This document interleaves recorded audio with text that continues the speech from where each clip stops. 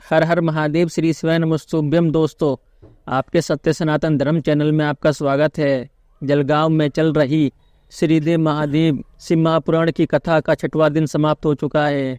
गुरुजी ने आज की कथा में कुछ विशेष बातों की जानकारी दी और कुछ विशेष पत्रों को पढ़ा। आइए शुरू करते हैं आज की कथा।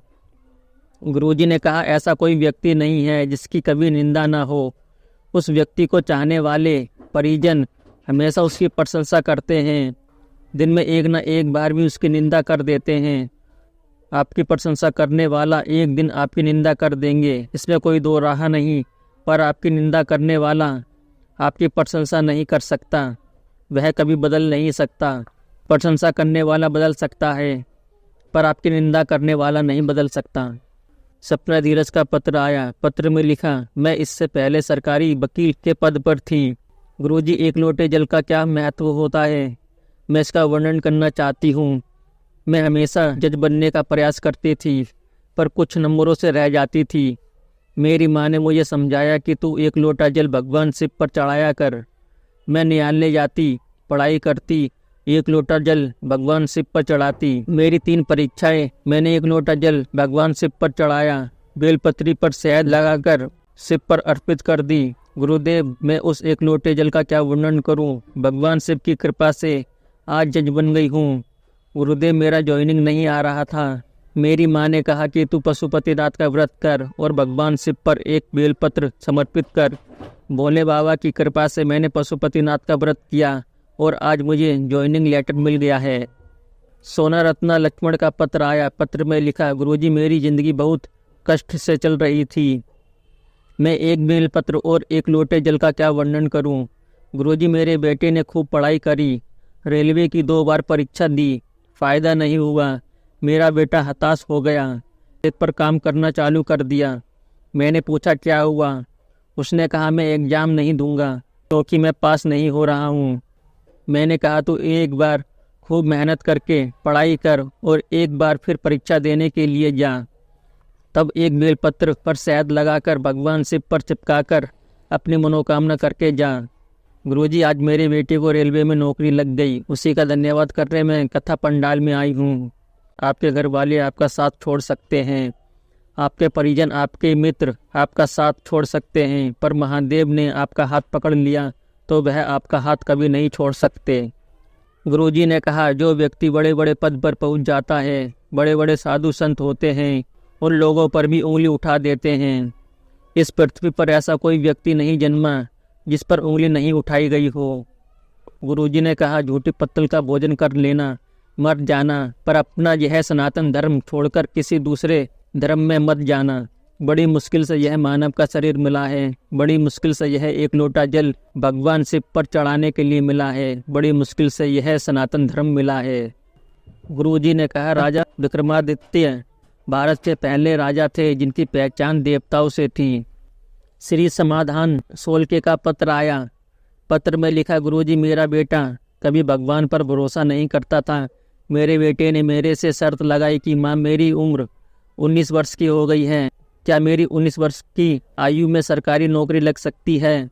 अगर तुम महादेव का पूजन करती है तो मैं भी एक लोटा जल महादेव पर चढ़ाना प्रारंभ करता हूँ और देखता हूँ कि महादेव मेरी सरकारी नौकरी लगा सकते हैं या नहीं। गुरुजी, मेरे बेटे ने मेरे से कंपटीशन करने के लिए भगवान शिव पर एक लोटा जल चढ़ाना प्रारंभ किया। बाबा ने उसकी सुन ली और मेरे बेटे को आर्मी में सरकारी नौकरी प्राप्त हुई। मैं बाबा को नमन करने आई हूँ। पंडाल में कथा सुनने से क्या मिलता है? एक पत्र आया। पत्र में लिखा, गुरुदेव, हम 3 महीने से धुलिया की अस्पताल में चक्कर काट रहे थे। डॉक्टर ने बताया कि हमारे 3 गठान हैं।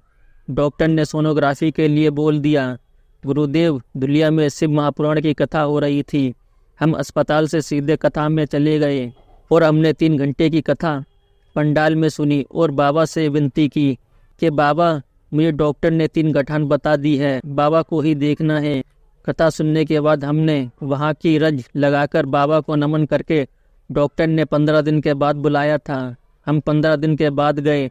डॉक्टर ने सोनोग्राफी की। डॉक्टर ने कहा कि गठान पूरी तरह से गल गई है। गुरुदेव, मैं बाबा की कृपा का क्या बखान करूं?